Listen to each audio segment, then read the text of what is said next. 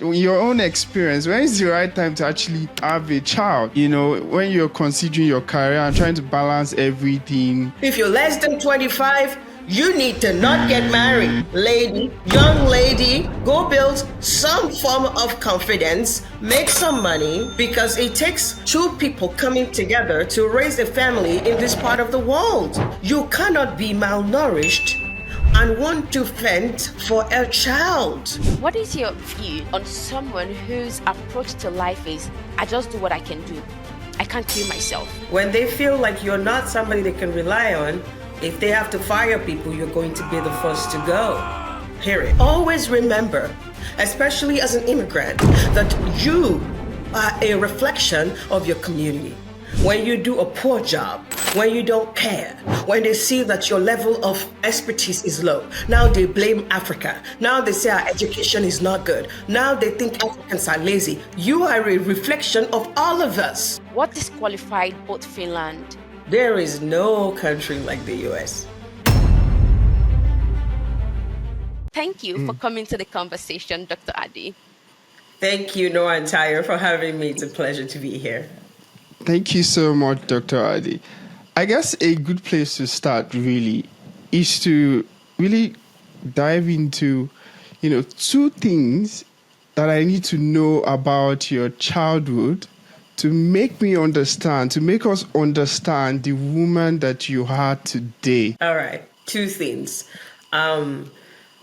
Well, which one do you want me to talk about? Let me think about it. Two things. I think the first thing is how I came to be, right? I am the fifth child of five.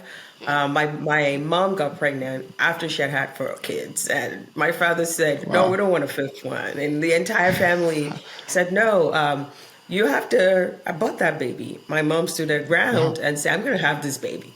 That's how I came to be. I say most times, I'm the child that they didn't want that showed up and happened to say, I'm a cornerstone, but I'm here to be the pillar stone. Yeah. And that's pretty much a part of my story. I don't talk much about that, but growing up, I was the fifth child of 5, grew up, we didn't have much. And I'm always that person that when it's time to pay tuition, it's always like, you weren't supposed to be here. That's why we don't have enough money. That's hard. So you're going to have the hand-me-down clothes from your sister and manage that. That's a part of my story. And then another thing about my story is that at age 9, I hope Pepe. My parents didn't have much, and we had to sell something for us to be able to save money. And there is from there, every day when you come back from hawking pepper, my mom will give you money for you to put in your savings, in your kolo. And every 3-4 months, you look at how much have I saved up? Is that enough to pay for my tuition? And so at a very early age, I got to know about saving money. I got to know about you earn what you want. You can work, and then when you work, you earn money, and then you can use that money for many things, including like helping yourself through school. Maybe I want to add a bonus. Another thing that I discovered very early in my childhood, my middle name is Deborah. And when I was very young in my secondary school, we had a class in GSS 2, Deborah as a leader. And I found out about the book of Judges in the Bible and how Deborah was a trailblazer. She was the leader of her people. She was a mother in Israel. She was the first chief judge that Israel ever had. And she just was fierce, and she was married. And I was really sure that I was going to be the Deborah of my time. And since I was little, I wanted to embody Deborah. I just work hard, I pray, and I just always, my mom always tell me, she validated that in me every time, that you're going places, you're meant to lead. So every time when I have good grades, like I am first in my class, I'm always running home to my mom. Mom, I'm first. Yeah, that's your place. That's where you're supposed to be. So I had confirmation and support of my mom that you are a leader. You are born to lead. You are here to lead. It's your calling to lead at a very young age. And I just when we flow. And you can see that if you follow me on social media in my comments. Yes. It was it was something my parents really worked on to make sure that they always tell me you're a leader. And I'm glad Yes. to have parents who believed in that. You Wow. know, Dr. Addy, when I think about what you've just said, because I do know about the story of you not being the fifth child and like the not wanted child in court, and your uncles not attending your like baby christening and all of that. I don't know about that story. So when you even hearing it again in my mind, I'm like, yes, I know about it, but even that, it's still giving me goosebumps just listening. But one thing that I wanted to pick out there would be you grew up in a household where words were really important and those things mean a lot. And one biggest thing, and Noah would attest to this, I'm very big on affirmation. I Yeah. speak the things I want to do into existence. I say I want to be the best at everything I do. So that means I don't have any excuse. I can't give myself an excuse. And when I heard verbatim where you said you wanted to be the best at everything at age 9, I'm thinking about a 9-year-old girl who went to her father to say, hey, I'm going to go to America and I'm going to study physics. And every single thing that you did up until you going to Lagos and speaking to some of your friends, some of your sister's friends, to that point, I just want to really understand that affirmation and how that shaped you. How important is words of affirmation in the things that we do, and how has that contributed to your success? Thank you. I think I know that this is not a Christian show, but this is what I believe. So I'm going to reference that. And if you're Muslim, you're listening, and I want you to use the reference to what works for you in this case. Now, prayer without work is death. Yeah. Growing up, as much as I had that affirmation, every night, after Hawking Pepper would come back home, I would study from 9:30 p.m. till 1:30 a.m. every day. Every day. It was a part of my life. If somebody is cooking beans overnight, they'll ask me to watch it because I'm the one who don't sleep. I'm the one who I just don't. Because I know that if you don't put in the work, you're not going to get any results, or you're going to be just average. And people, back in the day, people would go to extra lesson, or what they call them lesson, like extra activities that they Extra hire class, somebody yeah. to coach you. And I was walking pepper during that time. How am I supposed to beat those kids who were taught by teachers who were smart? I had to wake up at night. I have to do all the work. I have to do more work. And I have to work as much as I can smarter than people who were thinking they were working hard. So what I'm saying here is that affirmations are great, but hard work, you have to put in some smart work, some strategy to make that affirmation work. You can say, I'm born to lead, and if you don't reach, you're not going to go anywhere. You're going to That's be in right. your house doing That's nothing. right. But when you affirming that belief, every time when you feel like you don't want to go further anymore, and those words help you keep going. And if you put in the work, you put in the hard work, and you trust God, it just works. Yeah. Wow. Thank you. Dr. Addy, you talk about your story. I hugged Pepe, and you've really turned something that's a bit vulnerable. I mean, that's the way I see it, into strength. And I say this because I've really never publicly mentioned the fact that I have like a similar like experience when I Journey. was growing up. Right. So when I was growing up, my parents were doing all their best, to provide, but I'm the first, of my of my own generation. I would say in my family line, I'm the first, of many things as well in my family, and I have to take responsibility. In my own case, I needed to even occupy, like if people were doing construction near our house, I would go put myself forward like, hey, can I help you guys do some labor so that I can make some money? And that was how I actually opened my first Diamond Bank account many years ago, the money that I was able to save then. But I've never been able to share that part of me to anybody because maybe I see it as not relevant. But how were you able to just like share your story in that way, share that vulnerability and turn it to something of strength. I really want to learn from that experience. Thank you. I think I didn't remember my story for many years. And 2 days before my PhD graduation, my uncle flew in from New York. And this is one of the two men on the wall of our living room. Those were my role models. I mean, growing up, I look up to them. I was growing up where people were doing whatever they want to just get their lives going, prostitution, anything you wanted to do. We were hockey pepe.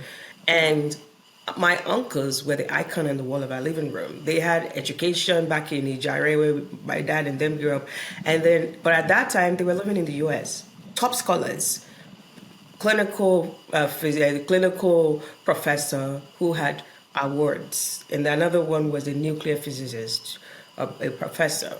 And I was always looking up to them and thinking if they could use education to navigate, I would do the same.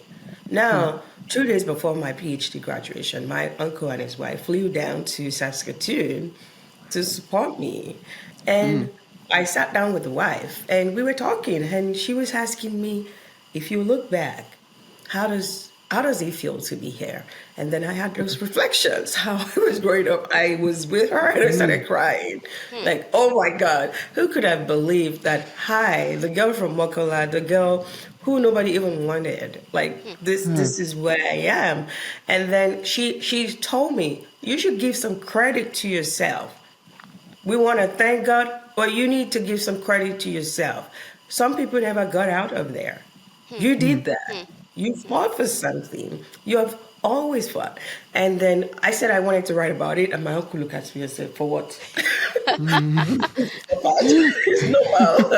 And then she encouraged me. She said, no, it's not normal. If these pictures weren't available for you to look at, you wouldn't be this person. Yeah. The younger ones need to hear your story because it's more relatable.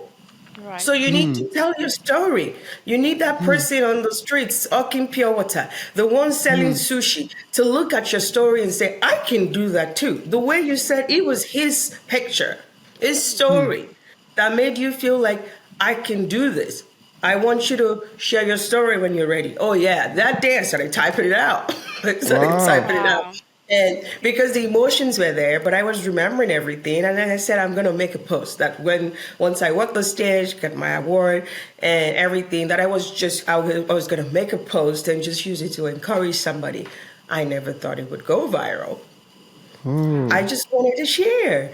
And then I shared it and then, boom, it was off of my head. It was gone. It was gone. And I could tell you that personally, I know at least 300 people who directly that story inspired that I know now. One of them coming to my house tomorrow. She just relocated to Chicago to do her MBA, and this is the first time I'm meeting her. And I know at least 300, at least. Now, the people that I don't know, they are in thousands. That story is inspired. Definitely. And this is the power of telling your story. Somebody somewhere is waiting for that story. They just want to be able to see that this is possible for them.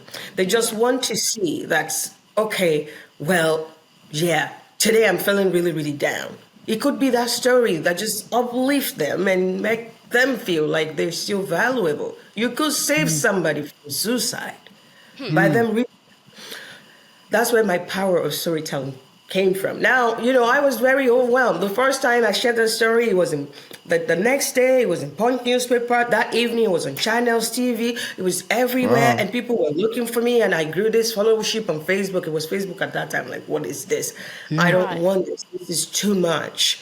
And every time I want to say, I don't need this, and I would get challenged by my audience that we're waiting for more to come out of you. So it kept pushing me to do better, to be better, to leave maybe a little bit of pressure, live up to expectation, because we know there is, if you can do that, there is absolutely something about you, and there is more that you have to do. And thank God we kept going regardless. Wow. Wow. So powerful. I better write my story down. You Tired. better start to write it. I mean, like, he's done You it in have a powerful flesh. story. It's done in bits and pieces all over the shop, but it's not together. Don't worry. Yeah, We have I to roll always that story struggle out. with that. And I do appreciate what you said because, to be honest, I have followed your journey for quite a while, and all of those things add up when I think about the power of just the picture that you saw on the wall. And you had looked at those people like, why do I need to reinvent the wheel? There's someone in front of me. They've done something that I desire to do. If I start to work towards what they've done, then I can achieve something. I know I can get there. So you had like a mirror, a constant reminder of who you desire to be every time. And I think that that is so profound in like the journey to life. And think about the people that you've helped, the impact. Even for someone like me, I look at it and be like, oh my God, when I first knew you, it was that story that I heard. And I grew up in Ibadan as well, by the way. So when you said Mokola, I was like, oh, I know that place. Like, this is Yeah. relatable. This is something. So I was new in Australia at the time. So I was like, wow. So this is possible. And, it showed some possibility. Even though it was a bit passive in my mind, I just knew someone came from Ibadan. She went overseas. She's doing all of these things. Then I can do whatever. But I wanted to delve into something that probably isn't popularly spoken about. I know oftentimes success is very like glamorized, and there's a lot of conversations around success and excelling at things and succeeding, why people almost ignore failure as though failure is not part of the journey. Could you tell us, or rather, what would you say are some of the failures on your journey that you cherish the most? Failure. Okay. So when I went to Finland, I actually started another bachelor's degree. That was how I went to Finland, to restart my bachelor's degree after graduating top of my Top of class in class. Nigeria. And getting to Finland to realize that what I wanted to do this new bachelor's in, the first year, the second year stuff, I already did all of them in Nigeria. And why am I here repeating it? Because we don't value Nigeria's degrees. We Yeah. feel they're not good quality. We feel like there is another degree out there that is better. And I was there for 1 year redoing this bachelor's. And then when I saw all the different course outlines, I'm like, I've done this, I've done this. So I sent a message back to Nigeria and said, please send me my course curriculum, my transcripts. I went to talk to the school and negotiate that I need to start from year 3. I'm not going to be able to start from year 1. This is my transcript. This is how I have done. And all of these things, this is justification that what you're teaching me, I already did them. And then they put me in year 2, negotiated. And then I applied to my master's program in, at that time, the best engineering university in Finland. And I got in. So I was torn between starting something and not finishing it and going to start another thing. So one of the things that I hated that I did was I started that bachelor's, I didn't finish it. That's the first thing in my life that I did not finish. I left it because I had to weigh my options. Why do I need it? I don't need it. If that same bachelor's got me into a master's program, wow, then that my Nigerian one that I thought wasn't good enough got me into a master's in the best engineering school. Well, let me just leave that alone.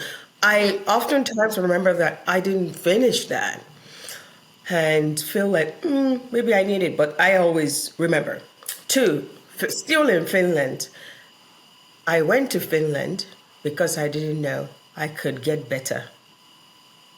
I felt like because I went to Osu, which was not regarded as a best university in Nigeria, I felt like my type couldn't get into an American school on scholarship, a Canadian school on scholarship, that I didn't deserve that.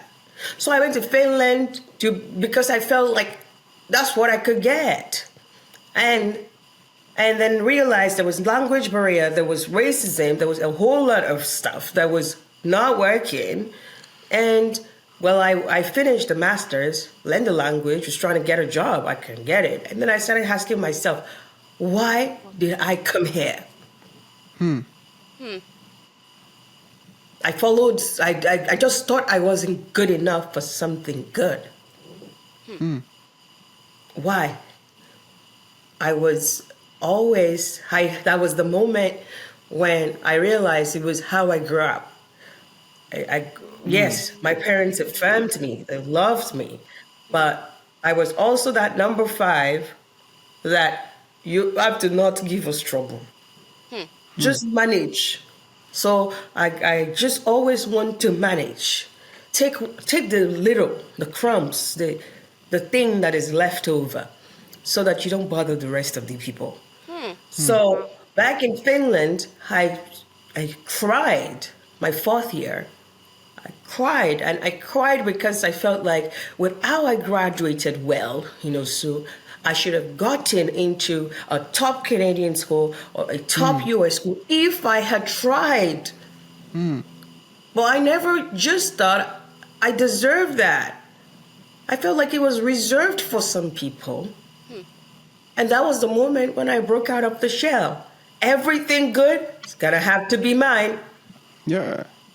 Lovely. And I'm saying this because sometimes this type of things, we don't acknowledge that our background and that how we were treated, what happened to us, our experiences are shaping our reactions, our journeys, what we're going for, the type of jobs we're going for, the type of partner we're choosing, the type of places we're going to, that how we grew up, those traumas, those experiences, they're leading the way. Well, at that moment, I realized, okay, consciously, I'm going to just always tell that still voice in my head telling me I'm not good enough to shut up.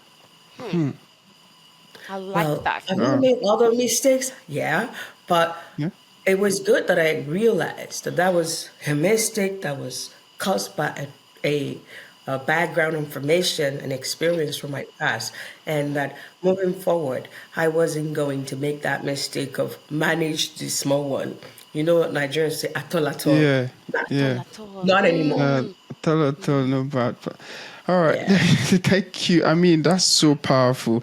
And I think that my next question just flows nicely, like into, I see you at I've watched some of your, podcasts, your social media posts, and you always want to set the benchmark. I want to be a VP so that other people can believe that, yes, it is possible, for a Black person to actually attain that position. And it's so inspiring. And that is the beautiful thing about how, that mindset shift that you've now experienced, how you can dare to believe that you'll be the best in everything you want to do. But what are some of the advice that you have for people who are like that former you going through those struggles, especially immigrant? We hear there's a glass ceiling for immigrant. When we come here, I don't know, we need to work here. We know the industry. This is what we do. Now, so all of us, they manage. That's what gives money, and that's what we should do. What advice do you have for those people in that phase of life right now? Well, I would say that your circle is your limitation. Anywhere you are. There are people who are back home in Nigeria who are making millions because of your circle. There are also people who have gotten to Australia in the last 2 years who had blown up because of their circle. And I'm sure that there are people who have been there for 15 years who are still under because of the same circle, the first set of people they met, what they told them to do, what they told them, this is what we do. Yes. Your circle, absolutely very key. Whether you're new when you're new to a place, the first set of people you meet who tells you, oh, this is how to navigate, they affect you drastically. Or if you've been there for a while, you're not changing that circle. You're just with those people who are pessimistic, who are negative, who believes that the bottom is for them, who needs to actually go for counseling or some therapy, refuse to go, and they just feel like Africans are just meant for the bottom. If you're with those people, you're gonna stay at the bottom. Circle is very important. Check your circle. If you have to leave that circle, you should leave. Number 2, do not be afraid to be a trailblazer. You'll earn your awards in the process. When I graduated, I was the first Black person to get a PhD in Biomedical Engineering from University of Saskatchewan. And that is one of the things that brought me to limelight. Oh my God. Everywhere I had worked until I decided to run my own company. I'm always either the first Black person, the first woman, the first immigrant, the first everything you can think about, the first. And I am not afraid to be the first. I believe being a first is a blessing. Why? I get to use my first to an advantage of setting a standard. A standard of how you treat those coming after me, because I'm going to show you that there's something called Black girl magic. Yeah. If I get that job, if you put me in that position, I'm going to do it so good that you want to hire another Black, another immigrant, another woman. You want to hire them because I will set the standard. Now, if you're an immigrant, you're thinking, oh, like I was thinking, something good is not meant for me. Or this is where we stay. I never stay where everybody stayed. Let's be data driven. Don't stay where people stay. Stay where data stays. Digital transformation has given us a roadmap of this is next 50 years. This is how it's going to be.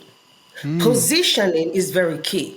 AI, blockchain, all of this different IoT, all of these technologies, they're going to rule for the next 50 years. Yep. Go and position. Take your position and start growing there. Use data to drive where you want to be. When I got into 3D printing, first, there are no Black people there. Number 2 is absolutely very new. This is how I came to the US. A Fortune 500 company, we want to go into the 3D printing now. We have been looking for 6 months. We can't find anybody. Oh, there's a girl in Canada. Go bring her. Whatever she needs. Just get her to move here and start this lab. And I was the first, again, in a Fortune 500 company, leading a project that is millions of dollars, being the one that have access to everything because I studied something new, something innovative, something revolutionary, something that's going to drive the future. Why do you care about where the lane they stay? Let them stay in their lane. Use data to find your own lane. What's going to be here? What's going to be trendy? What is needed? What is that thing that everybody needs to hire somebody who knows that? That's what you need to go and do. First, it removes the label of being Black. Because they need an expert to do it. They forget the color. Yeah. Once you're good at it, they're happy to take care of you. Because if they don't do that, 3 other companies are about to steal you from under their nose. So people who are in my shoes, immigrants, whether new or old, and you're thinking, should I just do the BRS minimum? Don't. Use data to drive where you should be. Should I leave the circle of those people? Of course you should leave. What are you doing there? Because they're going to be the negative voice in your head telling you you're not good enough. Telling you, do you know what you're doing? So leave that circle. I can go on with several key advice, but those are my top 2. Data is everything. Be data obsessed. Use data to drive the decisions of what you're going to do. We're not in these countries to pick up crumbs from the table. No. We are here to be strategic, systematic, and smart. So we have to position where those opportunities are so that nobody cares about our color, because they're actually trying to get people to who knows that stuff. When I got into 3D printing, the opportunities were so good that if Africa is trying to make any 3D printing discussions or ideas, they will call me. If Nigeria is trying to do that, they say, fly her here. Let her come and talk about it. I had just finished PhD. How much experience did I have? Not a lot, but it was too new that nobody really knows too much. Yeah, yeah, So if you know something, come and sit at the table. I know there are technologies like that today. We are all talking about AI. Some people are yeah, still just users. They're not yeah, thinking about being developers, contributors, innovators. We're just using it and getting excited. yeah. Let's get to the other side of innovating, contributing, developing, so that whatever is affecting them will not affect us. All right, thanks. Exactly. That's right. Wow. That is Wow. powerful. Data is It everything. is. Go where the data is. And the key thing here is don't say, oh, everybody works in this place. That's not the data Dr. Addy is saying. Like don't go where everybody is like the popular thing. That is not how she's saying you should use the data. Be strategic. I mean, like you always wanted to go to the States, and now even learning that a company had requested whatever it takes, let's bring that to the States, is again a testament to the fact that sometimes you don't need to chase things. You just need to put yourself in a position where things would come for you, things will gravitate towards you. Like your approach to learning, your approach to innovation, the way that you've positioned yourself. I don't care if no one's done this before. This is exactly what I want to do. Physics, this is what I want to do in the STEM space, and I'm going to do it to the point where you then got recognized by people that you probably were already eyeing or thinking, okay, how do I get this? And coming, which speaks to the fact that oftentimes as humans, if only we would do the right things, we don't have to chase things in that case, like because then we would already have the skills, the prowess required for those things to come for us. Now, I've heard you say something before, Dr. Addy. I do everything, I begin everything with the end in mind. I've heard you say that. And when I heard it for the first time, because I like to internalize things and think about it. Oh, I begin everything with the end in mind. Okay. So that means there's a lot of thought process. You don't just do or just jump into things because, hey, that's what I want to do. Think about it more holistically. What's the value in here? I just want to step into your shoes for a second then. With that sentence where you begin everything with the end in mind, how would you say that has contributed to your success, especially as an immigrant? What would Good you say? question. Beginning with an end in mind, that's my principle. That's how I have always lived my experiences. I mean, when I studied physics, I knew my uncle did this. This is what is possible for me. I'm going to get a degree, and that degree is going to be a segue for a master's. I'm going to get a good master's and a good grade so that it would open the door for scholarship for PhD. I begin with an end in mind because that end is the beginning of something else that leads to another thing that gets me to my final goal. When you're going to a destination, you break things into chunks, multiple levels. So when you break it into chunks, you can celebrate your win. Once you get to finish the first task, you celebrate that win, and then you are motivated, you have enough energy to start the next journey. And if you fail on that first one, then you find another road, or you adjust your plan a little bit. I break every plan that I have, I break them into those little chewable bites, and then I know if I do this, this is the end, and then it helps me to get to my next level, and then I keep building. And I believe before now, I don't do it as often as I used to do it. I used to be very strict with my 5-year goal, where every 5 years I'll sit down, I'll have a plan. This is where I want to get to in 5 years. And then I would now break down into 1-year plans, and those 1 year into quarterly plans. And then every quarter is the beginning of another quarter. You have to finish this before you start that. So that is why I always begin with an end in mind. Like when I graduated university, I had a plan. By 5 years, I have to be a director.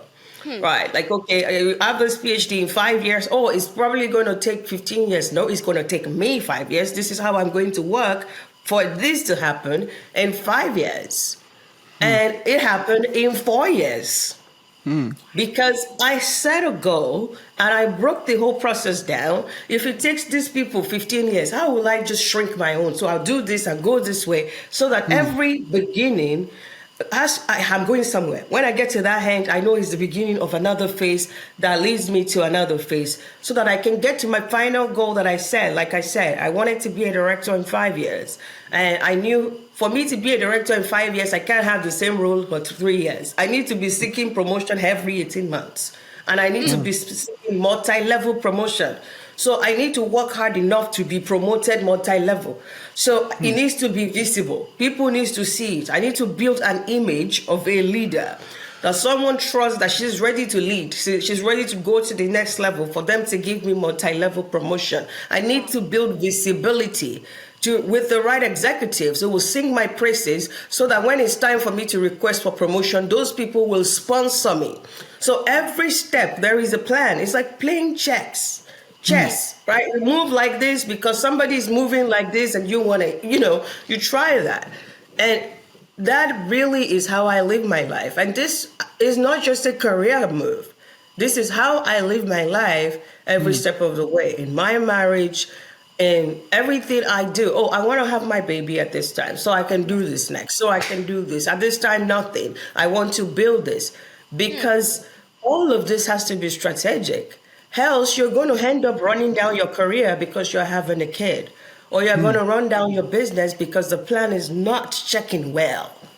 So I believe everybody needs to have some stuff what's your goal? If it's a career, what's your career objective? Right. What do you want to be in 5 years? You just shouldn't wake up every day and go to work. Yeah. To what end? For what? It's important. And what you've just said, I know that that's probably what Noah is thinking about. Oh, So when yeah. we think about Atomic Habits, for example, right, James Clear's book, you've just said, like, literally you have the plan and then you then break it down into bite sizes. How do we do this? People have done this for 15 years. I'm going to do this for 4, 5 years, but this is the how. Not just I will do it, but what's the how? Because you may or may not know, we do support people, especially immigrants in this country, to explore career opportunities in the tech space. And oftentimes, a lot of people have desires. Hey, I want to become a business analyst. Oh, I want to become a scrum master. Forgetting, how do you become those things? How do you get the skills required? What are the things that you need to put in place for you to be able to achieve that? Because it's so easy to set goals, but just even listening to how you said you break things down into like the atoms, like this is step one, I do this. Okay, once I do this, then the next step comes in. It blows my mind. And it's a habit that even I have had to encourage myself as well. Like, hey, I don't desire for things anymore without putting the system in place. Even in my family as well, like we've got a 16-month-old and it would run around and scatter things. And oftentimes after work, we would complain. And then one day we said, nah, we need to put a system in place so we can avoid this, because otherwise it would just be a desire to keep the house tidy. Nothing's going to change. Yeah. Nothing's You're going to right. change in there. Wow. So I guess you just touched on something around marriage and planning, children. How do you bring that into career? I get pregnant and all of those things. I've got one question that may seem a little bit controversial. Dr. Addy, is there a right age to get married, in your opinion? No. And yes. No, because I'm talking about people in their 30s who are sitting down and wondering and putting pressure on themselves. You can't put a time to when you find this husband thing, because especially knowing fully well that women actually are not bold enough up till now to walk up to the man. So of course, you have to position in the right places where the man can find you, but it is not what we're told, that you go tell the man, would you marry me? Even when you're dating. So we are not in control majority of the time when that question is popped. You may even have someone that you're dating and that person is still figuring out one or two things or wanting to be sure about some things before they propose. Now, there is a time to not get married. Hello. If you're less than 25, you need to not get married. Lady, young lady, go build some form of confidence, make some money, because it takes Two people coming together to raise a family in this part of the world. When you're less than 25, you don't have money yet. You don't, you're trying to build something. Build something first. I like that. You have to build something first. What if he doesn't want you after 3 years? How are you going to take care of that kid? What if he loses his job? What if he dies? You're less than 25. Go and pursue your career and how to make money, period. And if you're in your 27, you don't have a career, you're still not supposed to have a child or be getting married. You should focus on building independence, some power, some money, some level of something that that child is going to eat. Period. That is Wow. profound. The clock is ticking. All right. That's why we have IVF. That's why we have surrogacy. That's why we have science. That's why you can freeze your eggs. Wow. Come on. Just- There's way too many people working around who are supposed to be fed, who are 3 kids, and depending on government. Do you That's think we true. left Nigeria to come here and depend on government? Do you think that's why we're here? No. Do you think that our aim is to leave Nigeria and come here when black tax is waiting for you to be paid in big numbers? So you want to collect government money to be paying people back home? No. Nah. So I am telling you, as an immigrant who have come to these countries, that Yoruba must pay. Sorry, I want to speak in Yoruba, and I was Yes, translating. please. Yeah. Go ahead. Kí n ọmọ tó jẹ ogún máa jọgbọ̀n. Tẹ́mi ò bá jọgbọ̀n, ọmọ ò lè jogún. Which means if I have not eaten, I can't feed my child well. Right. If I'm malnourished as a mother, I cannot breastfeed a healthy baby because Yeah. I am malnourished. You cannot be malnourished and want to fend for a child. You need to be nutritious. You need to be standing well. You need to be able to protect yourself, have a home to raise that child. Then you're ready. So there is a wrong age to get married, and it's when you're too young, you don't have financial independence, Yeah. you don't know what you're going to do with your career. Don't do it. We are not back home when there are families who can help you. Yeah. We are here, out here, taking care of ourselves. Yeah. Don't do it. Now, I'm in my 30s. I've not found a man. Just travel the world, grow your career like your life depends on it. Get to a point of comfort. A point of comfort is when you're now leading teams. A point of comfort is when you're now a subject matter expert. People wait for you to make decisions. People don't second guess your decisions because they're solid. That's a point, a good point. Build your career to that point. So that when you have children, you're still indispensable by any company because they still need you. You're good. And when you are the boss, you're the one who is leading a team. If you have a child, it's a lot easier because you're not the foot soldier who is supposed to deliver something that will not go home until 9 p.m. So walk your way. If you are single, you're in your 30s, walk your way out of being a foot soldier. Work to a point of independence, whether as a manager or you're an independent contributor, just be at that top. That's what you should be doing right now. Travel the world, enjoy, and build your career to that point. And if the man comes, fine. If he doesn't come, just keep building. It's fine. And same with the man. It's not a woman thing. Same with the man. True. You know, some men, it's not that the men will just meet somebody and no, they're also looking for someone who is going to compliment them. Quality. They want good quality. If you're not finding good quality, just build. Because when you are trying to raise children, it's not just the job of that woman. It's a collective effort. So it's stressful. So before that happens to both of us, let's just build our career and be really good. And I know that the better you are, the smaller your options, but the better your options. That's profound. Yeah, definitely. I know. Wow. Yeah, and you just really answered my question really, because we are also thinking we have a beautiful young boy. Yeah. He's like 16 months old. And Yeah. we've just been asking ourselves, when is the right time to actually have another? Because like we're planning to just have 2 children. We don't want to have like 4, 5, and just come and live a life where it's just to serve children. Like back home, some of our parents, that's what they've done, which we're very thankful for. But we want a different part, right?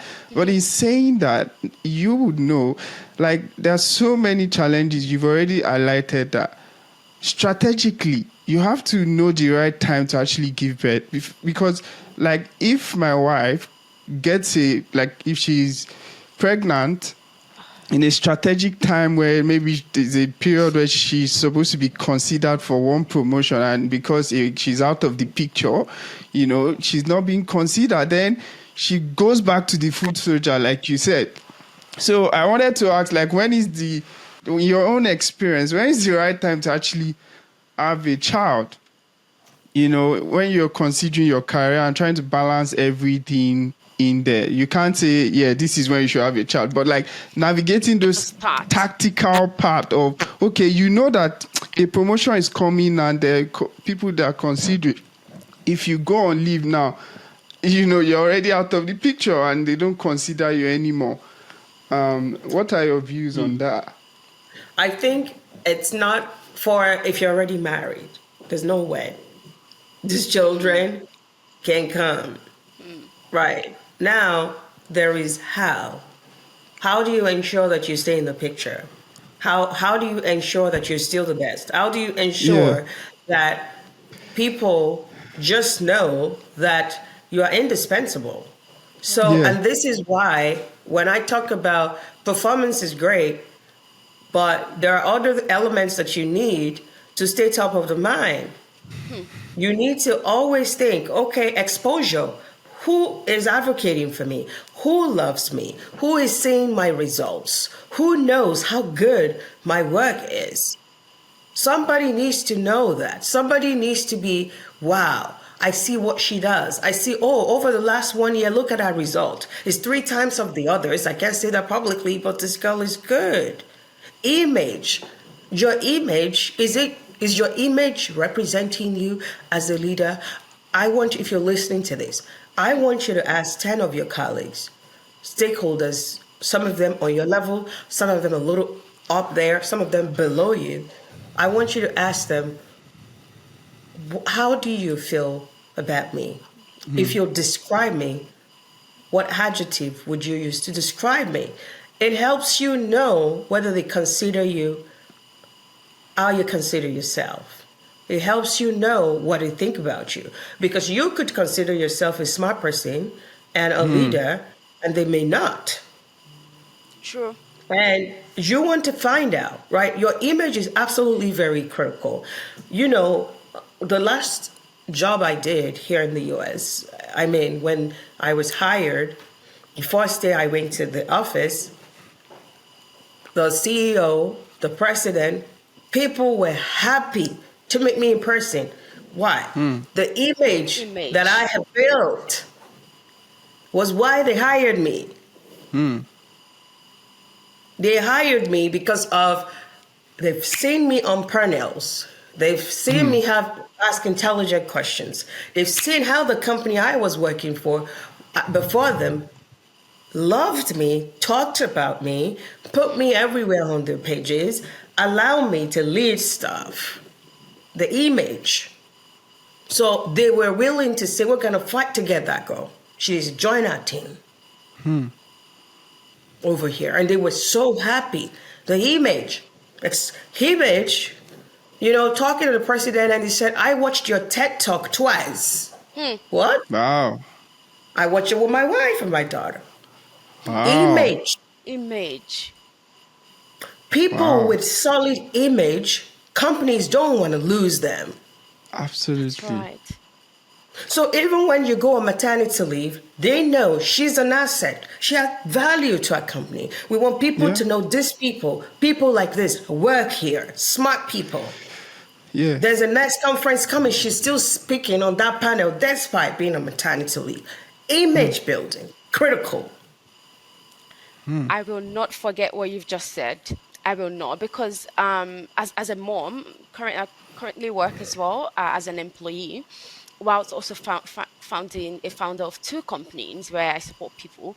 But when I think about who I'm trying to create the image, because I'm like the only black girl in the company right now. So everything I do, it's like, oh yeah, it stands out. And naturally people recognize you. So I didn't want to be just recognized as the black girl. I wanted to be recognized as more the black girl who thrives, are the things she does, at the black girl who, when she engages stakeholders, bang, we get exactly what we want. So that was really important to me up until this moment. And I've been in situations which just now it's making more sense to me how important some of the comments that I get. So just yesterday, the person that I report into had asked me and said, "Oh, have you considered applying for a leadership role, because the role is open and everyone's expressing their interest?" And in my mind, I said to him, "Actually, I haven't thought about it. I might have a look to see what my initial gut feeling is." And he said, and I quote, "A lot of people thought really highly of you, and they thought, oh, Tayo should apply for that position." And for me, that was actually surprising to hear, because I was like, oh, I didn't think about it in that manner. So you saying it's kind of like just reinforce something in my mind, how the way the other people see you, because even though I'd say myself, like, yes, I already do a lot of leadership stuff in my other life, aside from my employee life. As an employer, I already do all of those things, but I didn't know that all of those things were being seen by some people that I don't know.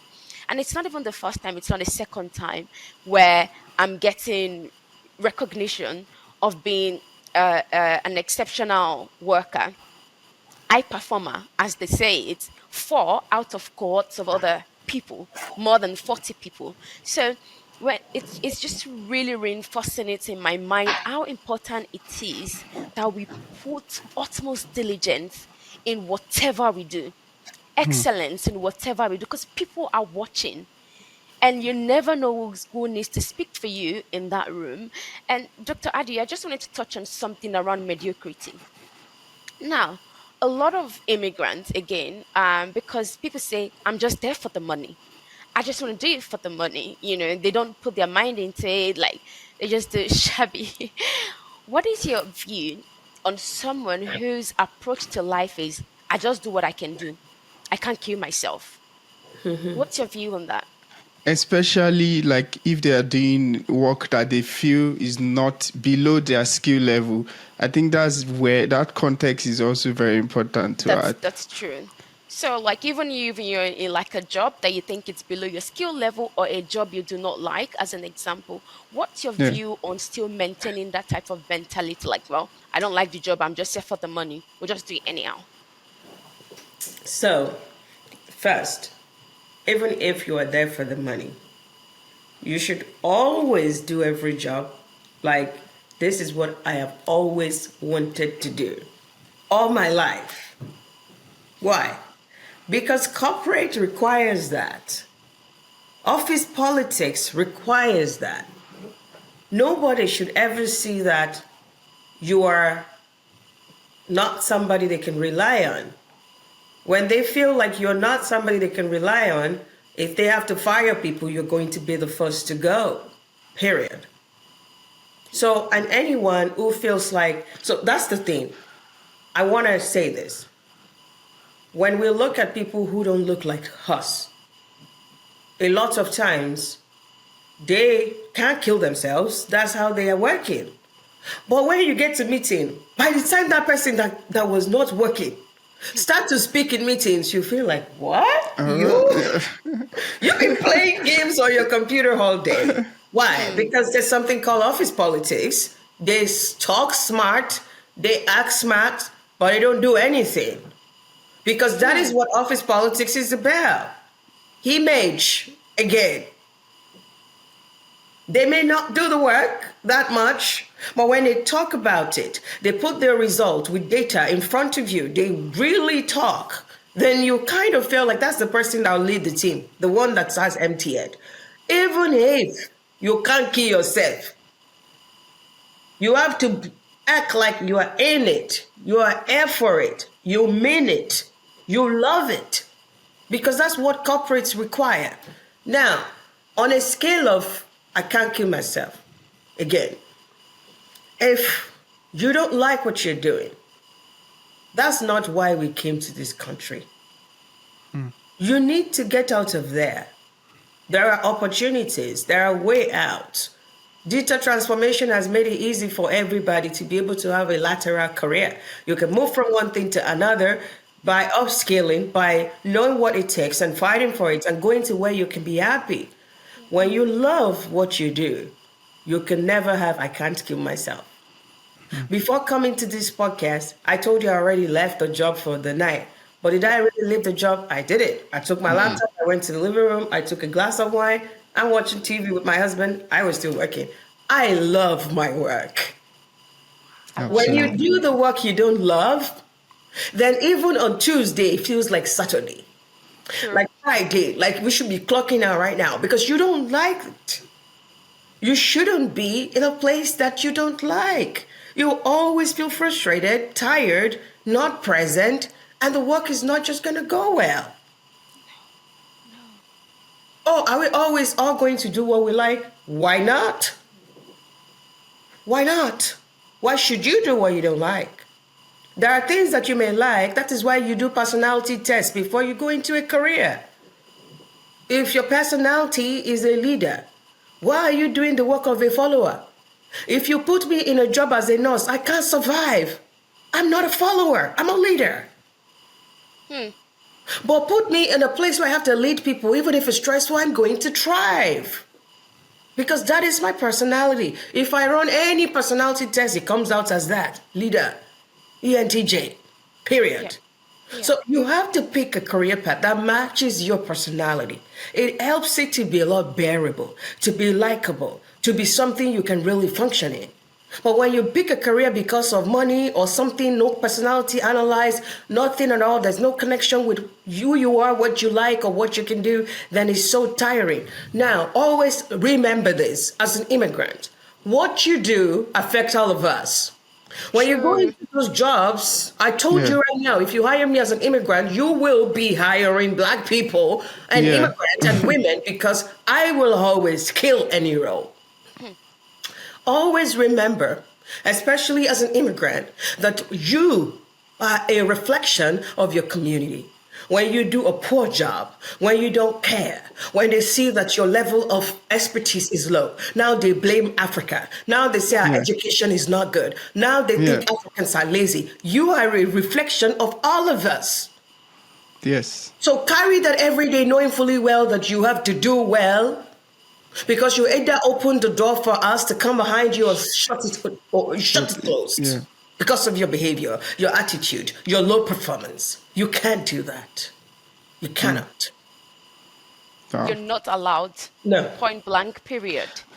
So- Dr. Addy, it's important to you that people do not just explore any type of visas all in the name of Jackba, and they just travel and just leave the country. Why is that important to you? Why won't people just grab any type of visa that comes their way, the first good one, and run with it? Why? So should I say I changed my mind right now? Because No, you do. I did. I mean, like, I'm Nigerian and things have gotten so bad that at this point I'm just like, go anywhere. When you get there, you do jackpot times 2. Go somewhere else again. Because in the past, maybe 3 years ago, I would say you have to go to the best places because I experienced it. I first went to Finland, spent 4.5 years there. I didn't like it there. And then I moved to Canada. But if I didn't go to school in Finland, I would have felt bad that I didn't achieve anything, right? Well, I did achieve something. And then when I got to Canada, I felt like it was way better. I should have come here first. And I feel like just walking around like that, if you can avoid it and go straight to where you can flourish, just do that. That being said, what we're also finding out is the high cost of immigration. Everybody can't afford to move to Canada or to Australia or to the US because it's costly. So if they can start from a country that is not as expensive based on what they can afford, the same way I started from Finland, I think I'm okay with that.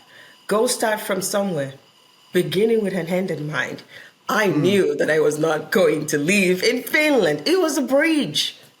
It was a bridge to go to my next level. I knew that that was not my final destination. I already knew from the day one. So when you're making your journey, maybe because of financial situation, I want you to begin with a hand in mind. Where is my final destination? I knew mine was going to be the US. I just didn't know when I was going to get there, but somehow I got there almost 10 years later. But I did. Right. So if you can start from somewhere and have it that this is where I'm going so that you don't lose focus. You don't go and get too comfortable in your first place that's supposed to be a bridge and then make it a home. So have a plan. Begin with a hand in mind. I'm going here, but I'm going to start from here. I'm going to get some, whatever you want to get, save some money up here or get an education here. And then I'm going to use that as a stepping stone to go to my final destination or another place closer to my final destination. We are on a journey. As immigrants, I always say this. I'm only going to settle for the best. If I get to a country it's not panning out, because uno go no no. If you have never been there, you don't know the truth about this whole immigration stuff. By the time you get there, if you realize it's just not as perfect as I thought, it's okay to say I'm going to go to another place. It's fine. So yeah, I mean, I want everybody to always be the person who goes to that best place once, but if it doesn't pan out like that, I mean, you'll pick some experiences along the way. You'll pick some good friendships along the way. And you'll see the world along the way. I have seen the world along the way. And I would tell you that I have built very good friendships with people from Europe to Canada to the US. I just have this handful of good people in my life because of how my journey panned out. And all of those experiences shaped me as a person that I am, really. Yeah. Wow. Thank you. And, you know, it's just profound. Again, just looking at now, you've really connected and talked to us about having the end in mind. Would you have seen the person that you are today, the image, you know, the first of many things, the award that you now have today? Would you have imagined that you would have gotten to this point? And, you know, congratulations. I saw that you attended UNGA, United Nations. Yes. That's so inspirational to us. Like, as a keynote speaker, go, nice one. Not just attended. No, you gotta have the actual. Oh yeah, my bad. My bad. You see, I still need to know how to like tell my story. I'm getting started. But yeah, did you ever imagine to be at this level on such a massive scale, an audience, an impact? You can't be what you can't see. Yes, I have always believed that I would be a leader. Deborah was a trailblazer. Yeah.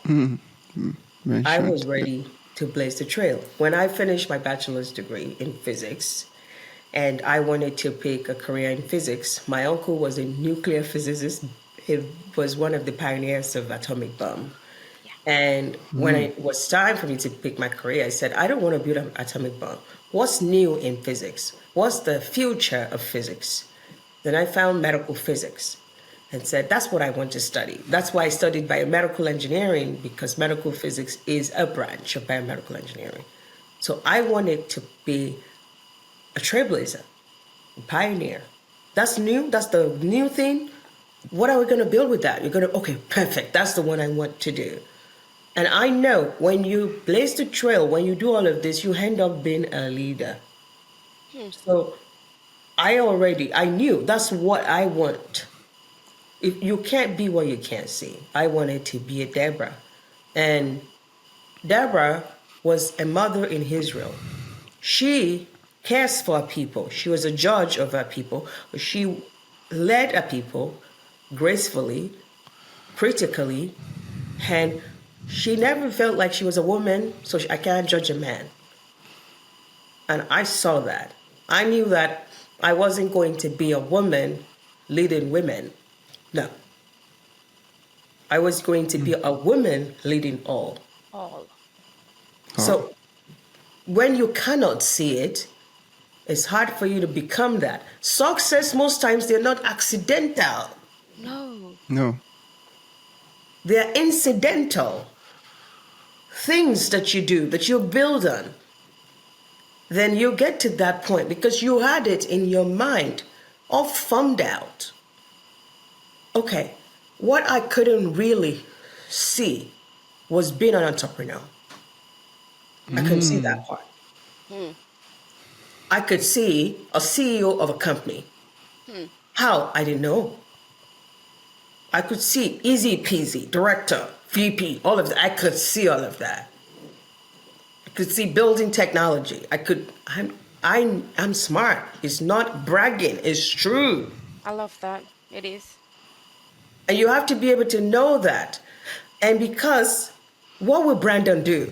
If Brandon was as smart as me, she would want to be the next Elon Musk. Yeah. Because Brandon is white. So I have to be able to own my truth. Yeah. My truth is I'm smart, and I know. I'm a risk taker, and I know. I'm a fighter, and I know.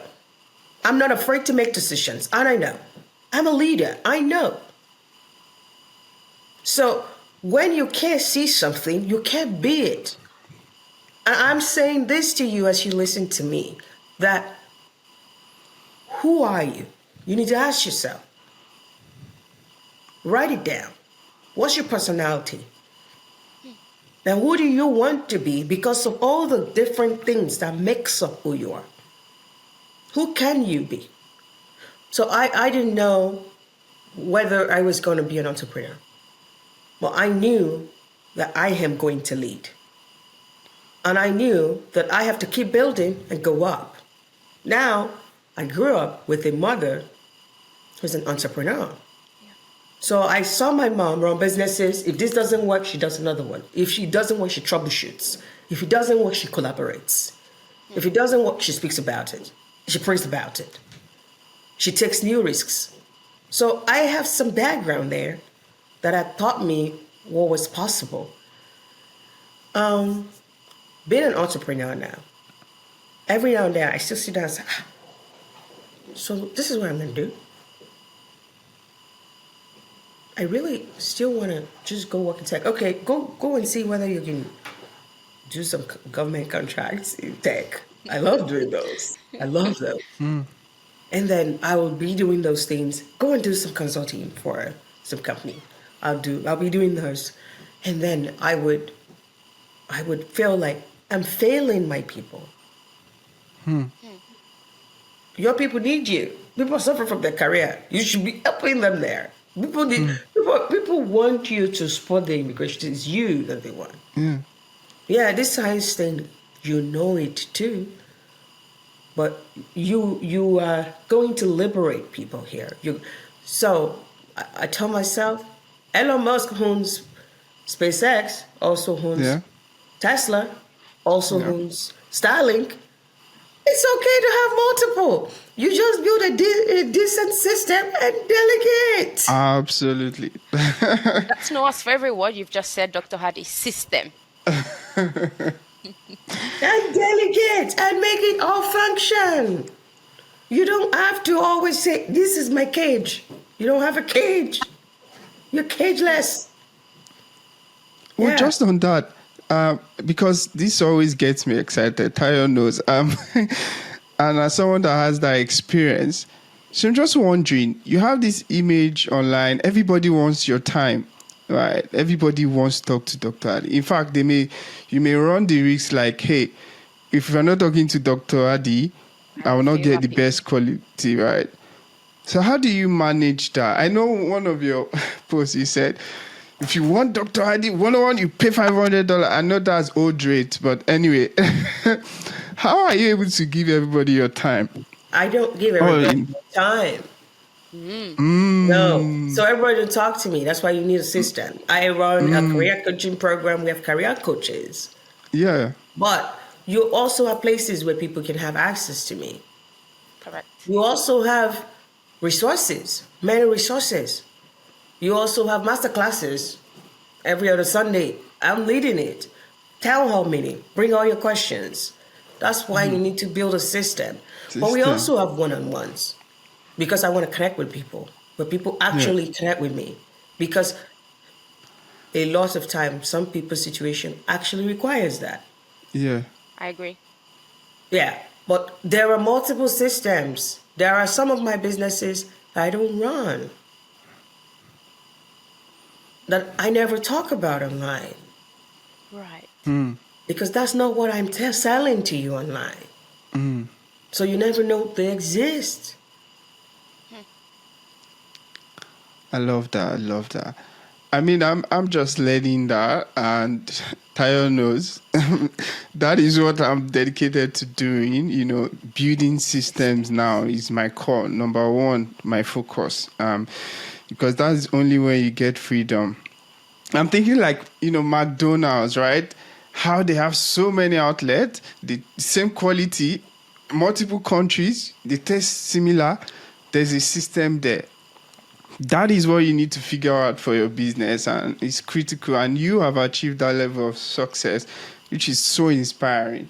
But thank you so much. Honestly, I'm just sitting here like, so when I speak to people whose thought process, because I do really like the way people think about the things that they say. I would say to Noah when I first met Noah and we became friends and all of those things before we got married, I'd say I actually really do love your brain because I love the way you put your thought together and then say it out. Like I want to say to you, like I do love your brain. I do love like your disposition and like there's so much passion in there and it's so obvious that the reason you do what you do, it's very clear and it just helps you to keep pushing like this is what I want. You can't settle. You can't just, you have to settle for the best, not settle for the least thing, because the word settle sometimes can be used very loosely and it may come off as though yeah you've just like taken, like you're saying you go for the best. This is an untapped territory. That's where Dr. Addy wants to go to. This is exactly where I want to go, so I be the expert in there. If they don't see me, they can't make decisions because hey, I'm the first of it. Which brings me to something I was thinking about in relation to your migration journey. 4.5 years in Finland, 7 years in Canada, 6 plus and counting in the States. What disqualified both Finland and Canada? I know you kind of talked about the job, but I want to know the real reason. Finland, what disqualified it was racism, lack of opportunities for people who look like me. Absolutely unacceptable. I can't go to school, come out the best of my class, learn your language, only for me to struggle to find a job. No. I hope the system has changed. That's what disqualified it. I loved the healthcare system, the technology, the respect of the people, how everything, environmental friendliness, the green theory, all of those things, the level of education, absolutely profound. I love those things. But when there are no opportunities for me, I can't thrive there. That's what disqualified Finland.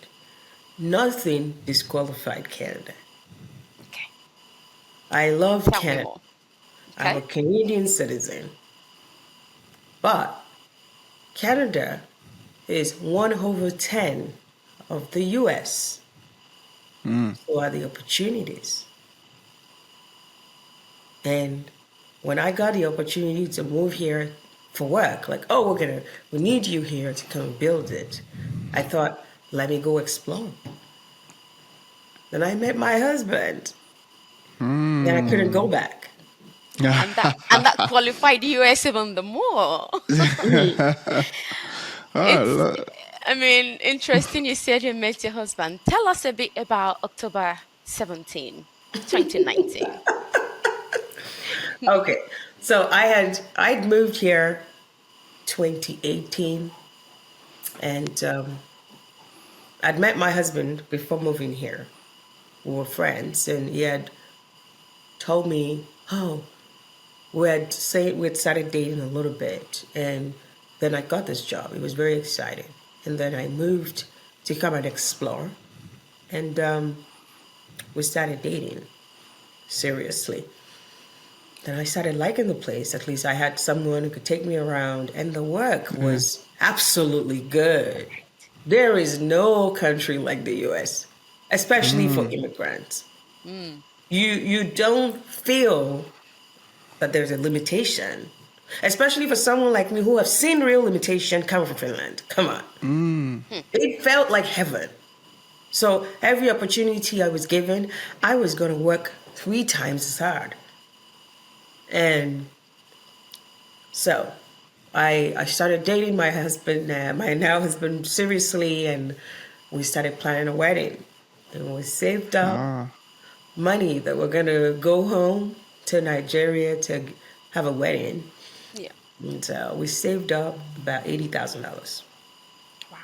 At some point, we were thinking, let's go home. And then one day, we both sat down and talked about investment and said, we're not going home anymore. We're going to agree that we're going to invest that money in real estate. So I love we that. bought our first property in Canada together. And then we bought our second property in the US. Because I was still thinking I would go back, right? yeah. And then on October 1st, we decided that we're going to go get married this month, just us. We had no witness. We're very weird. Really? Yeah. Just the Indeed. two of you? Just Where? us here in the US, in Indiana. Oh. And I wore the same dress I wore on my graduation, my PhD graduation for my wedding. Yeah. I kept that dress. I said, when my daughter grows up, I'm going to give it to her. This dress was the dress that I used on the 2 most important days of my life. And prior to you coming. So I didn't buy a new dress. And he wore a nice suit that he has at home. And that morning I went to work. I left work. Please. I left work Please. at 12. I remember my manager telling me, "Aren't you getting married today? What are you doing here?" I said, "I have some work to finalize." At 12, I said, "You have to leave. What are you going to the courthouse?" I said, 2:30. I have 2.5 hours. So I went home. I got ready, and 30 minutes before our wedding, we landed at the courthouse. Just us. We got married, and my husband was laughing. And I was so scared. Why are you laughing? It was so emotional for him, and that's how he expresses it. And then when we got home, we told ourselves, it's us. It will always be about us. No third party. It's about us. We made this decision to be together, to love each other. We chose each other. And no parent, no friend is a third party. And that's how we have Really? lived. Yeah. Our Not your parents, parent as well? No, no, no, no. they're part of it, but there is no third party allowed to make decisions Oh, for us, okay. Yeah. to Decision come making. Yeah. between us, to feel like he's my son. No, he's my husband first. My family comes first. Yes. Yes. This is my family now. Yes. And I would tell you, it was very controversial for our parents, obviously. The Nigerian culture, like, how would you do that? That being said, that was a smart financial decision for us because we turned those 2 houses into over 60 properties in 5 years. Wow. Wow. Wow. Wow. You know, If We had gone to Nigeria to eat jollof Ha. rice. Maybe we would be buying our first home now because after 2019, COVID happened the following year. Yeah. And Ah. people lost money and stuff. Yeah. We had a place to stay. We already bought our house. We could move into a 5-bedroom home and just be happy there and not be clung to get in an apartment because we wanted to have a fancy wedding. I'm not against fancy wedding. I'm just a person who believes in financial decisions that are like this because I have nothing to fall back on. I don't have a rich parent. Why should I Ah. go and throw a 100K party in Nigeria? For what? For what? Show Really? up For for who? what? Yeah. Show up for who? All right. I know. I met my husband on LinkedIn. We have always both been Wow. Really? yeah. Hello. Wow, that's Mhm. interesting. I love that. I We love are that. we are both like that. So everything that I embody is not the person out there, but it's the brain box. And it Yeah. validates my idea. I validate his idea. It's Oh, smarter than me, though. beautiful. Like I believe I love it. 100 times that my husband is a smarter person than me. But that being said, we both complement each other. I'm smart Yeah. and he's smart, and it just works. And when two smart people get together, you'll call them weirdos, That's and that's true. okay Mm-hmm. because that's Mm-hmm. what makes us us. Because not having a big wedding doesn't mean that your marriage is better than ours. Tell it, sis. Because what That's it. matters is how you build your home, the intentionality, the Mm, relativity, the things you do together, putting God at the center of it, and being mm, conscious about your partner, their happiness, and what is it that they want. Yeah. mm. And I am happy and thankful that I know that my daughter will never tell a Pepe Sela story. Hmm. Hmm. Hmm. Mm. Because we laid that foundation. So, Yeah. yeah, Mm. when we did that, my friends would say, "Is it because you couldn't buy a wedding dress from that money?" Yeah, yeah. No, it They wasn't won't because of that. understand. No, it wasn't because of that. That dress just meant something to me. I just wanted to repeat it. Yeah. Why wouldn't I repeat it? I bought it with my money, and it was expensive. Come on, wear again. Yeah. It was for a ceremony. Hmm. I've used it, Yeah. but I can use it again. That's I'm like, true. is that what you want to wear? That's what I want to wear. It's a beautiful dress. And we will Wow. sit down and say, we're scientists, we're trying to be eco friendly, we're trying to be green, we don't Mm. recycle anything. Where is the Mm. science? Can you make it connect?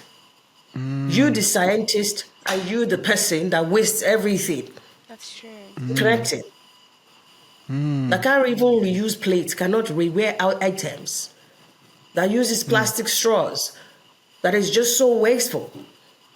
And then tomorrow you're talking Mm. about hurricane. We're talking about all of these things. Me and you are contributors to those. Mm. What are our efforts? Like wearing my clothes again? One of them. I Mm. like that.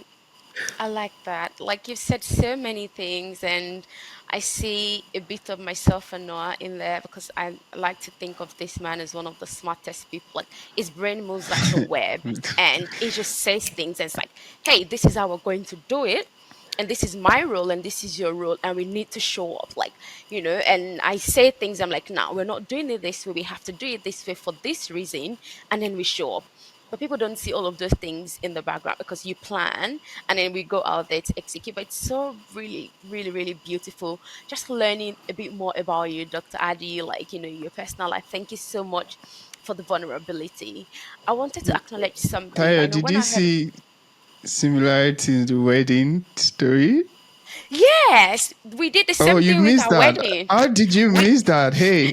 I didn't want to talk too much. I didn't want to be like the chatterbox. But hey, Dr. Hadi, like for our wedding as well, we had like I had all of these dreamy things. I had saved Instagram photos and pictures. I had showed them exactly what the day would look like. It had to be cloudy and heavenly and all these things. And I thought actually, do we really want this? And I could not believe if someone told me 5 years ago that Tayo, you were just going to have a really nice low-key wedding, just a civil wedding here in Australia, and we're just going to be close friends, I would say never. I would have argued because like wedding day, it's got to be like elaborate. But then we sat down and thought about it. I'm gonna feed all these people. I could use this money for something else. When I'm ready, when I'm at that point where I would be in terms of financial decisions and like it would make sense financially, I could do that. But at this point in time, no. And I was so comfortable with that thought that I never ever thought I was capable of being comfortable with something like that. So when you said it, I was like, okay, we're not weirdos. We're not weirdos. This happens all the time. Dr. Addy, I have heard this story, and I know when I read about it, it did make me sad. And that's because I've got an experience as well, like with my grandmother, with cancer, and eventually she did beat cancer for a while, but it was always there. And I know you've had to undo that type of grief as well with your sister. And in the middle, I'm assuming all of these things happen alongside all these things that you've had to navigate: Finland, Canada, meeting your husband, and all of those things. I just wanted to ask you because grief is part of our lives and it just makes up so many things. And I've seen grief firsthand as well, and I was in a position where I couldn't really let go. I just had to keep going. And Noah as well has experienced massive grief, lost his dad, after about almost 15 years of not seeing him. And the next time he saw him, it was packaged in a box. So we know what grief is. How do you manage grief whilst trying to still go through life, but still killing you on the inside? How have you navigated that in the past? It's like you said, grief is part of life. And for my sister, she had cancer and she was really in pain. And she would call me every day and tell me I'm in pain, cry, and I would sing for her. We hug Pepper together. So I would remind her how we used to work together and we would laugh and crack jokes. And she would still be in pain. And when she went to be with the Lord, just felt like as a Christian, I knew she had gone to a better place. That she was no longer in pain. And I would prefer that she would be there and not be in pain than being with me. And every day she was shrinking and she was in pain. I know that the Bible made it clear that the righteous, when they die, they go to a better place. There's a place. And I have that confidence that that's where she is, in a better place. I also lost my brother. His I'm was sorry to hear tragic. that. Oh, amazing. Yeah, Yeah. lovely. This was 2 years ago. I was in Nigeria in October and he had a motor accident and he died. And that was also, that was very tragic because he wasn't sick. And when I look back, oftentimes I want to ask God, why? But I also think about the fact that he lived an urgent life. He was successful very fast when he was young. He already built his first house when he was 23. He got married early. He had 4 kids. He was doing well. And then he died. So I would say he lived an urgent life. And when I look at the things we need to fulfill, he fulfilled the majority of those things. And I also believe he went to a better place. I also believe he left us kids. My sister didn't. He left us people who look like him, who are going to continue his legacy, that he was going to be watching over us, right? That's how I handle grief. Knowing that they transitioned to a new home. And that hopefully someday I'm going to see them. And I leave knowing fully well that they are proud of me.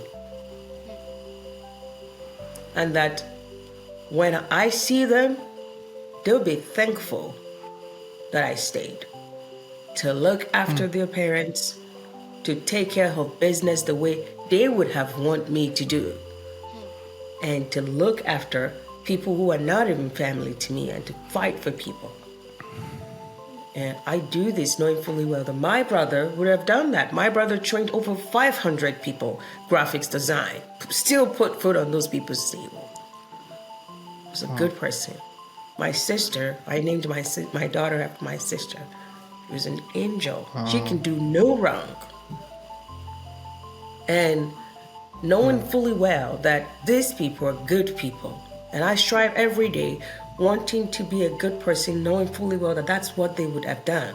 And wanting to make sure that their parents never have to look back and say, if my daughter was here, if my son was here, I would take care of business that good. We're here for a reason. Those people that have gone, the time was up. And when we're here, we live every day like it's our last. We make impact. We'll live happily. We do things that we look back and say, if I'm no longer here, what will people say about me? A life of impact. I don't grieve too much. I just flip it to the positive side. I know that I now have a responsibility to do what those two people couldn't do. I must leave that for them. Yeah. I'm so sorry for your losses. Thank you. And I'm So sorry, sorry. to hear about your siblings. Yeah, it's really painful one. And that actually ties into this next question. We have a tradition where our previous guests will leave a gift, a question for our next guest. So this question says, what place, what reward do you anticipate, when you meet your maker?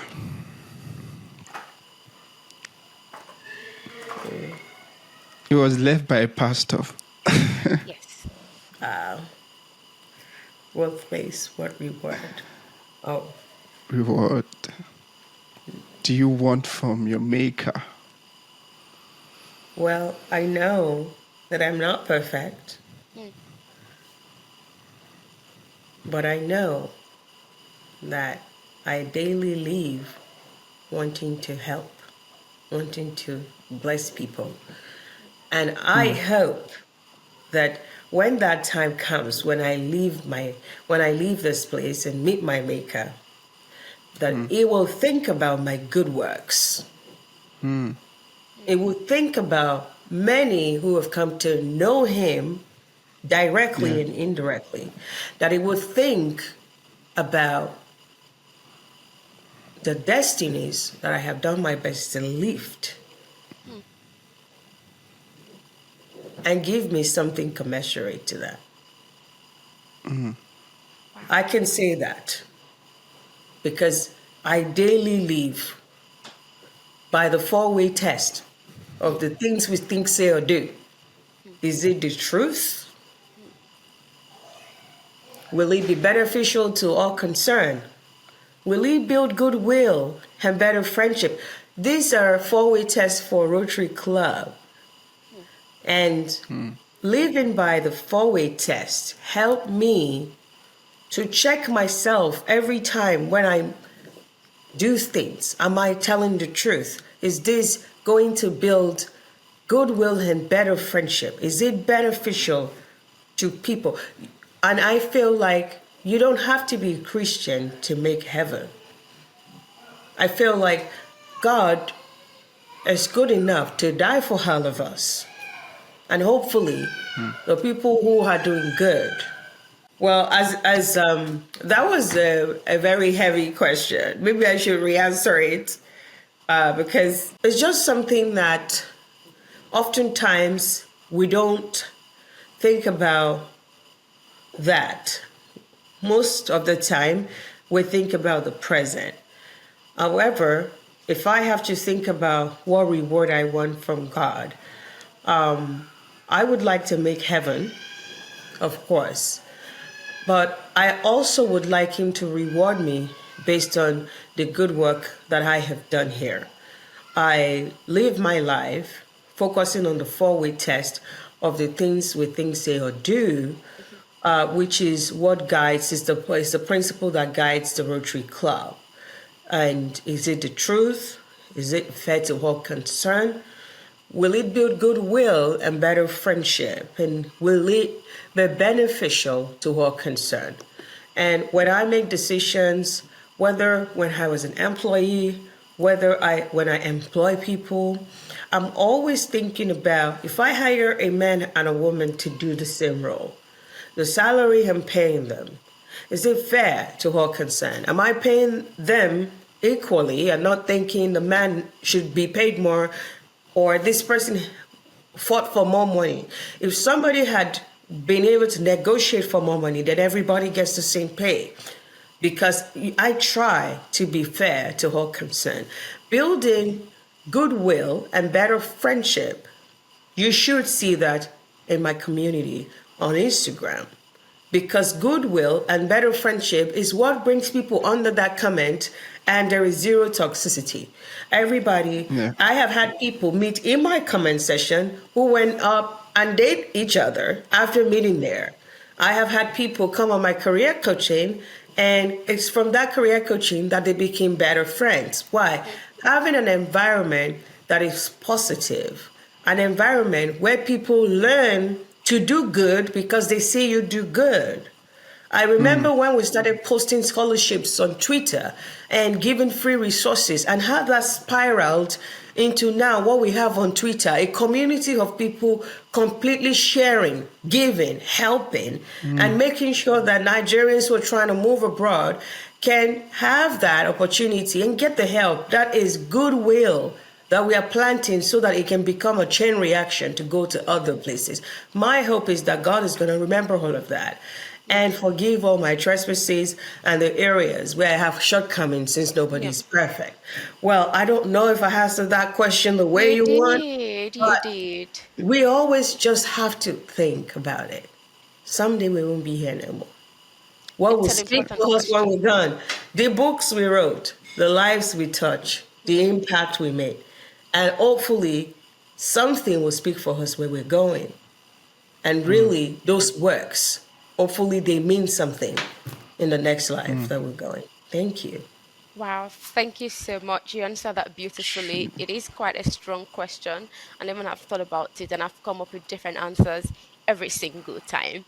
Now, would you do our next guest a favor by dropping them a question as well? What would you like us to ask them? Oh my God. Digital transformation is here to stay. What advice do you have for people who look like us, who are in Australia, or young people who are trying to pick a career? What advice do you have for them? Wow. I love that. I love that. Lovely. Because that's really important. That's the future. So if someone's watching out there, they're going to know where to come from. Just final one. So you go for all these speaking events, you show up correct, you're inspirational. Do you have nerves? Do you have nerves at any point when you're like preparing or like, do you feel some stage are like so big and you're like, oh my God, should I even, right? That voice. Nerves. I always have nerves. I think any engagement that you want to put me in front of our audience, even when I want to do Instagram Live, I will have nerves. I will have to prepare. When I have nerves, it's because I have to prepare more. I feel like I over-prepare for a lot of my engagements because of nerves. It's just the push that makes me feel like you need to prepare a lot better to deliver. Now, one thing I see about myself is I have nerves climbing that stage or getting started. But once you give me that mic, just go. Unstoppable. I just go. And then sometimes when I listen to those things, I'm like, wait a minute, where did that come from? I just go. Why? Because when you prepare well, the right things Yeah. will come to mind. And if you, because you Yeah. have done a lot of work, there will be things to talk about. There will be things to reference because there are so much in your portfolio that you can pick from, really. Compounding knowledge. Lovely. Thank you so much. Thank you so much, Dr. Hadi. We have learned a lot, and I say we because I know the way his brain works. So we've absolutely learned a lot from you. Thank you so much for blessing us with your time, your demeanor. Like, we're new, and you've just been absolutely amazing. Thank you. Thank you.